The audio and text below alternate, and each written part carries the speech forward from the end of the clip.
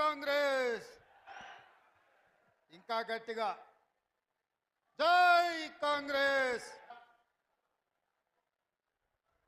నగర్ శంకర్ గారు, అదే విధంగా మహబూబ్ నగర్ ఎన్ఎం శ్రీనివాస్ రెడ్డి గారు, ఈరోజు మక్తల్ మీ అభిమాన నాయకుడు శ్రీహరి గారు, వాకిటి శ్రీహరి గారు, నా సహచర శాసనసభ్యులందరూ ఈరోజు వేలాది మంది అభిమానులను ఇక్కడికి తరలి వచ్చి ఈ ప్రారంభోత్సవ కార్యక్రమాన్ని మేము ఇచ్చినాం. నేను అందుకే ఇవాళ టీఆర్ఎస్ వాళ్ళకు ఒక సవాల్ విసురుతున్నాను. చిత్తశుద్ధి ఉంటే మీరు రాండి. ఏ ఊర్లో అయితే ఇందిరమ్మ ఇండ్లు ఉంటాయో రేపు సర్పంచ్ ఎన్నికలలో మేము ఓట్లు అడుగుతాం.